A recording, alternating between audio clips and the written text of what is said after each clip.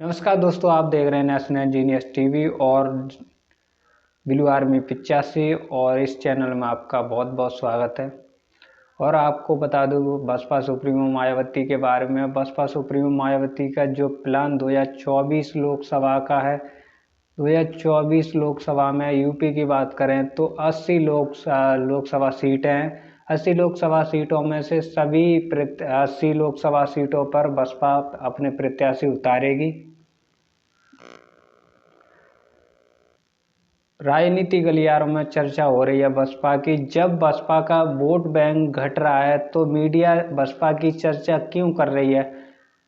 जब बसपा का vote bank बढ़ता है या घटता है तो मीडिया उस पर अपना तंज कसने के तरीके से अपनी ओर से ऐसा बयान देने की कोशिश करती है कि बसपा डूबती जा रही है। बसपा का जो वोट बैंक है दूसरी पार्टियों में कन्वर्ट होने के लिए उसको प्रचारित करता है। अभी चर्चा चल रही है कि सपा की ओर जाने वाले जो बसपा के विधायक हैं, 4 से 5 विधायक सपा में जा सकते हैं और 2 कांग्रेस के चर्चा में है। एक आरएलडी और बीजेपी की तरफ 10 सांसद हैं। बीएसपी के 2019 के लोकसभा चुनाव में 10 सांसद जीते थे, तो 10 लोकसभा सांसदों में से अब वो बताए जा रहे हैं कि कम से कम 1-2 सांसद बीएसपी के पास में रहेंगे और अन्य पार्टियां बीजेपी से लेकर जो इंडिया गठबंधन अलायंस से लेकर सपा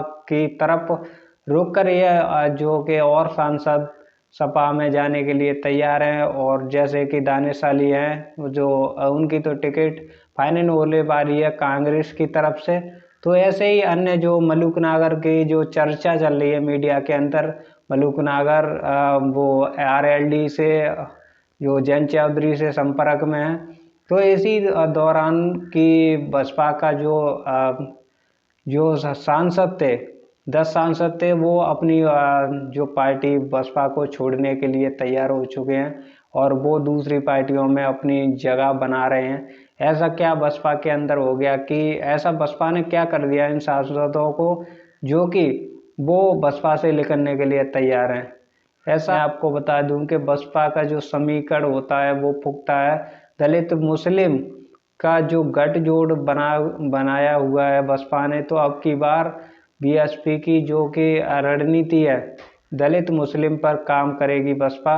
अब की बार बसपा सुप्रीमो मायावती ने जो बयान देकर जो राजनीति में नया जो कहीं तो नया जो रूप दे दिया है राजनीति में, तो अब उस पर राजनीति गर्मा चुकी है। क्योंकि जो इंडिया अलायंस को लेकर चर्चा चल रही थी कि बसपा उसमें इंडिया अलायंस में जा सकती है, तो उसी दौरान बसपा अब एक ट्वीट करके बसपा सुप्रीमो मायावती ने कहा था कि हम किसी के साथ नहीं है और नहीं जाएंगे।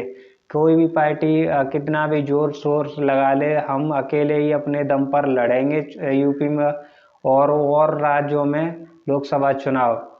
और इसी दौरान बसपा का जो वोटर है दलित मुस्लिम का जो समीकरण है वोट देने के लिए तैयार है।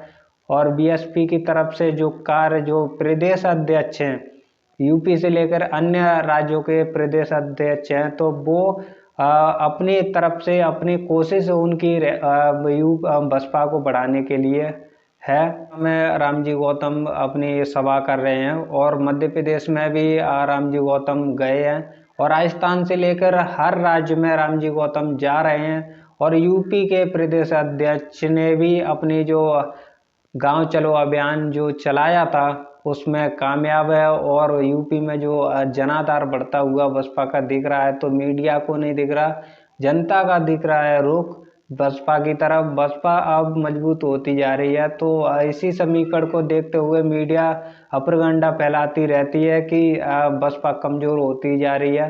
2014 से बसपा का समीकरण देखें तो 2007 से देखें तो जो बहुमत सरकार थी 2007 से 12 तक बीएसपी ने जो कार्य किया था वो बहुत ऐसा एक जो समाज में जागरूकता बढ़ाने के लिए काम किया था।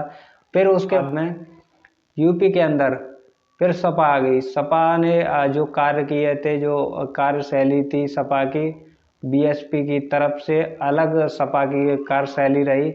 उसके बाद में आपको बताएं कि 2017 से 2014 का चुनाव बता दें, लोकसभा चुनाव। तो 2014 का लोकसभा चुनाव में बीजेपी को जीत मिली और उसमें बसपा का समीकरण 0 रहा, एक भी सीट नहीं आ पाई। 2017 में भी थोड़ी सीट आई। उसके बाद में आपको बताऊं 2019 में 10 सीटें आई बसपा की, और जो गिराव था बसपा का बढ़ गया। और उस पर जो गठबंधन था, सपा सपा और बीएसपी का गठबंधन था, उसी गठबंधन को जोड़ते हुए तो 10 सांसद बीएसपी के आए, 5 सपा के आए और एक दो कांग्रेस के आए। तो इसी बीजेपी ने अपनी बढ़त बनाते हुए अच्छा प्रदर्शन किया। तब भी गठबंधन में का बीजेपी को जो झटका दिया था, बहुत भारी झटका की तरफ से, बहुत भारी झटका था। और उसके बाद में अभी 2022 में जो कि आपको बता दें कि 2022 में समीकरण ऐसे बने कि बीएसपी का एक ही इकलौता विधायक निकल पाया। ईवीएम की वजह से माने, या वोटर कम हो गए, या जागरूकता नहीं रही, या फिर संघर्ष नहीं बीएसपी का हो पाया। तो उसी दौरान आपको बता दें कि जो लोकसभा चुनाव 2024 में 80 लोकसभा सीटें हैं, और उस पर आपने जो प्रत्याशी चयन करने के लिए बसपा बहुत सोच विचार रही है। बसपा का समीकरण वही रहेगा, दलित मुस्लिम का। दलित मुस्लिम को एक साथ लाकर बसपा और जो सपा का समीकरण बिगाड़ सकती है। आपको वीडियो अच्छी लगी हो तो लाइक शेयर कमेंट जरूर करें।